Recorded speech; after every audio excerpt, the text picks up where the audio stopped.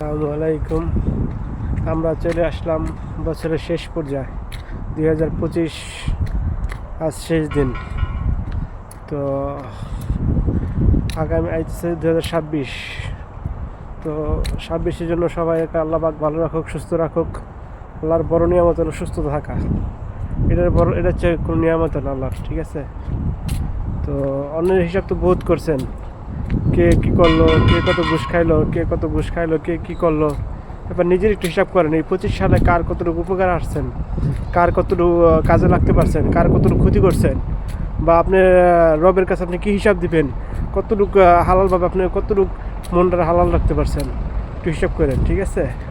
তারপরে বাংলাদেশে আরেকজনের দিকে আঙ্গুল দিয়ে গেলে কথা বলেন, তারপরে আরেকজনের কথা বলেন, ওই নেতাই করলো, ওই নেতাই করলো। বাংলাদেশ তো এই কারণে তো আমাদের বাংলাদেশটা পদপথে, কারণ আমরা সবসময় অন্যের দোষ বিছাইতে পারি, কিন্তু নিজের দোষ কখনই পারি না। যখন নিজের দোষ আপনি বিছাইতে পারবেন না, তখন আপনার প্রকৃতির মানুষ হইতে টাইম লাগবে না, ঠিক আছে? এটাই কথা। তো নিজে আগে মানুষ হন, তারপর অন্যকে মানুষ করার চেষ্টা করেন।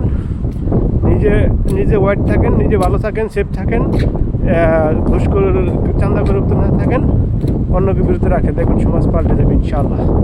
তো আস্তে আস্তে নির্বাচন, আমাদের নির্বাচনে জামাত ইসলামের ভোট দেবেন ইনশাআল্লাহ। জামাত ইসলাম, আর কোনো কথা নেই। এবারে জামাত ইসলামের শাসন দেখতেছে আমাদের বাংলাদেশে ইনশাআল্লাহ।